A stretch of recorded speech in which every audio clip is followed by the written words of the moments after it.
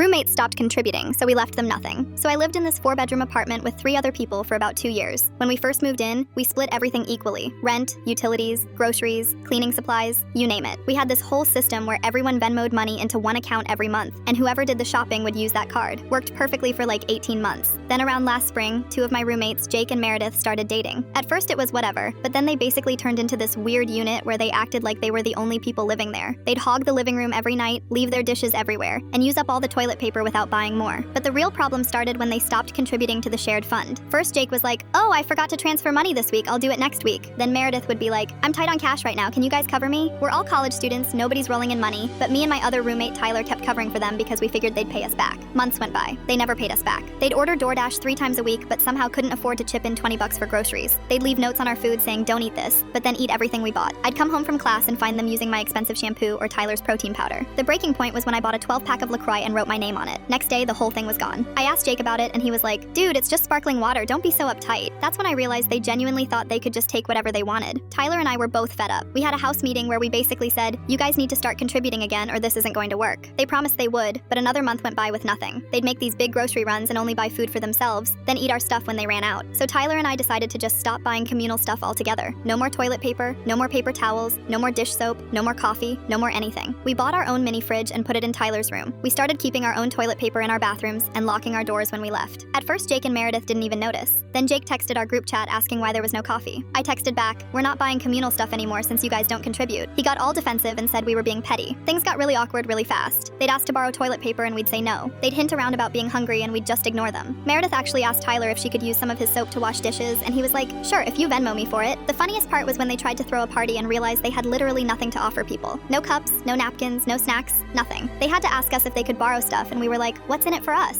They ended up having to go buy everything themselves. After about 3 weeks of this, they finally cracked. Jake came to me all apologetic, saying they wanted to start contributing again. I told him they owed us like $400 in back payments first, plus they'd have to pay for the current month up front. He tried to negotiate, but I was done being nice. They never paid us back. Instead, they found a new place and moved out at the end of the semester. When they left, they took a bunch of stuff that wasn't theirs, including my good can opener and Tyler's Ethernet cable. They also left their room completely trashed with holes in the walls and stains on the carpet. The landlord tried to take the damages out of all our deposits, but we had documented everything and proved the damage was just in their room. Me and Tyler got our full deposits back and found 2 new roommates who actually understand how shared living works. Jake still owes me $60 from when I covered his electric bill in February.